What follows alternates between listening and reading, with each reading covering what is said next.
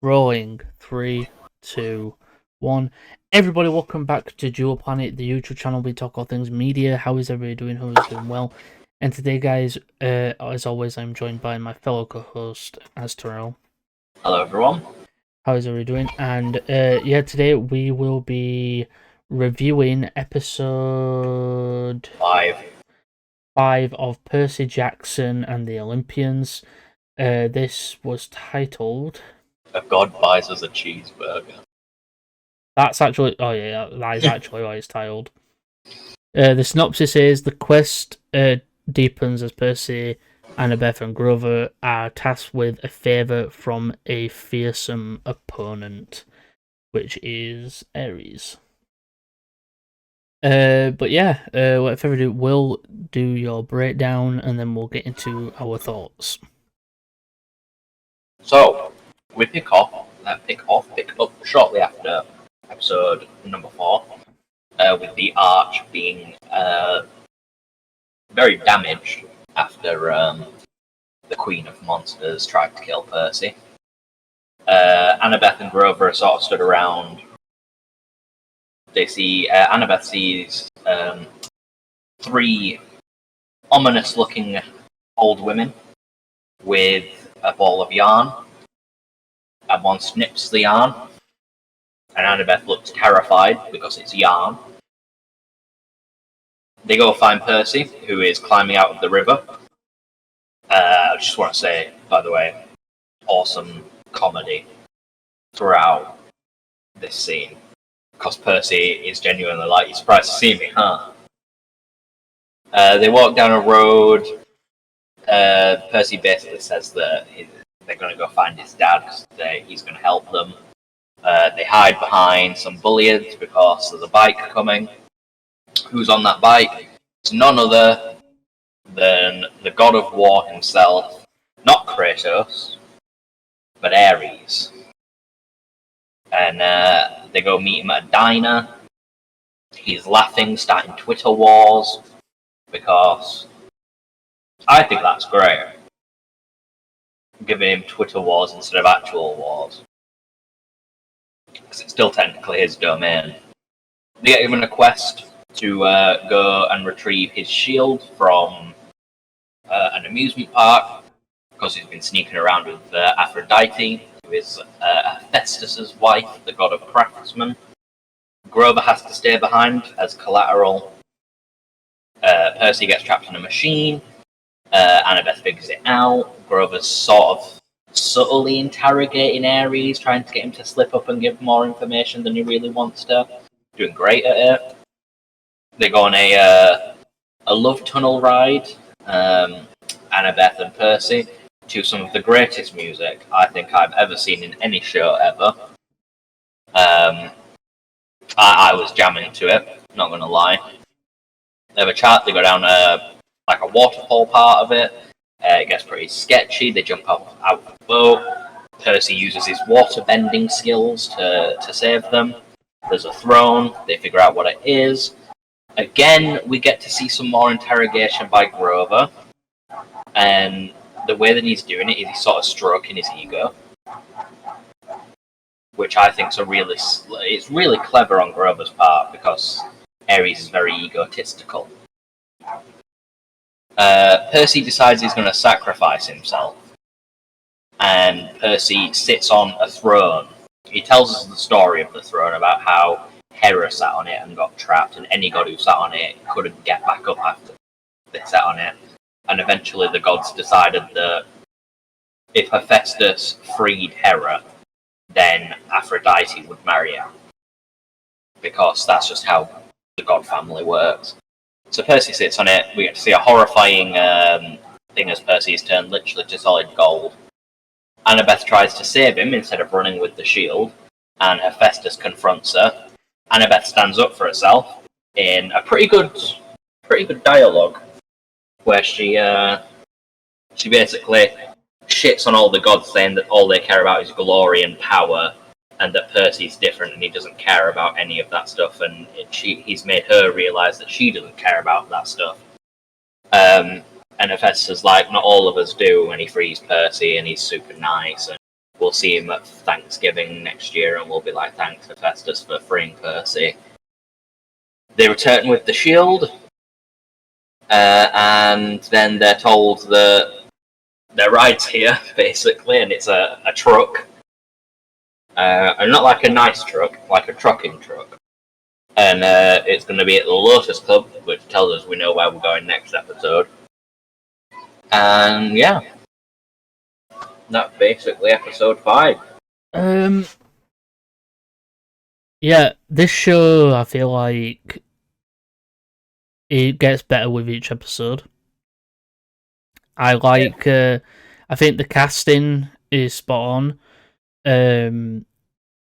Ares as actor was definitely a perfect choice. He came off as this maniacal, evil person, but he like seemed to just really relish in talking about war. And the fact that he's starting Twitter wars because he can't start like actual wars is kind of funny. And then, I mean, he could start actual wars, but I think Zeus would be pretty mad at him and be like, stop doing that. So he's got to be on Twitter doing it. Which I think is great. It's a great use of the modern day like setting to help push him forward. I think I can't wait to see where they show. They're on the way to the Lotus place now. They're on the way to the Lotus Club, which is where, if I remember, I can't remember what they're called.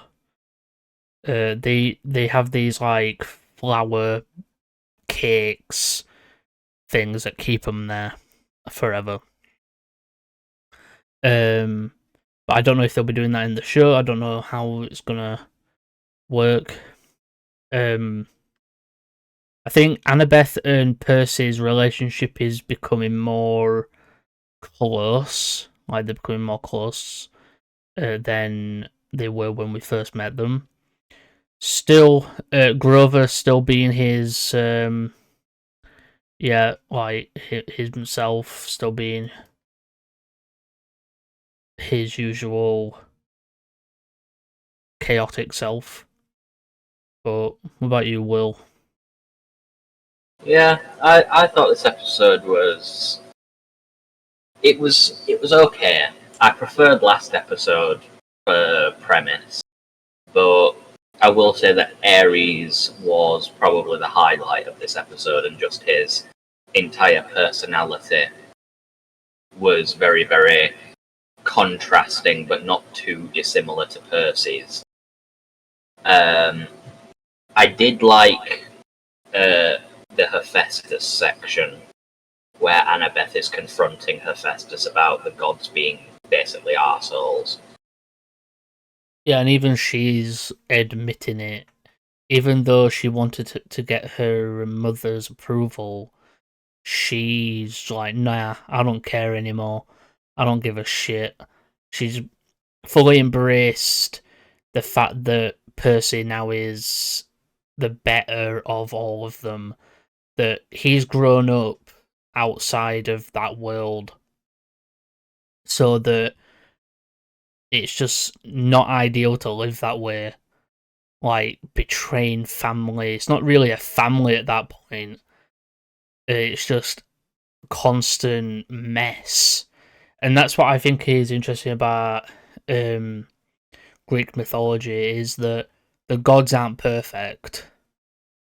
Yeah. Like, the gods are exactly like what humans can be like. And it makes for great drama, but also, like, we know that they're like that in Greek mythology anyway. And it's interesting to see us being like, they're trying to give us enough backstory on the Greek gods for those who probably don't know much about them, while still trying not to overfill us with information, that they definitely did a lot of research into it, and I think the show is now fully pacing well, and each episode is more interesting than the last. But I can't wait to see where this goes. I can't wait to see what Hades looks like. Yeah, I'm looking forward to Zeus. Yeah, because it's Lance Reddick's final.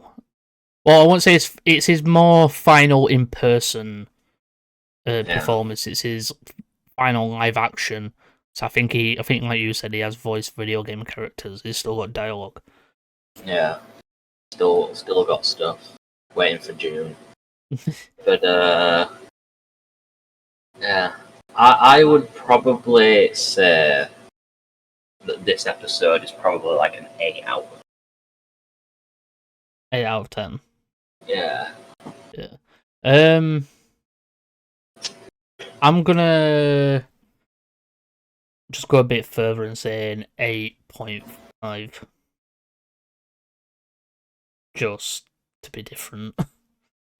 But yeah, I think just for one of it. Yeah, just to do that. But I think I can't wait to see where things go, and yeah, we can't wait to just see where the show goes from here. How many episodes are left?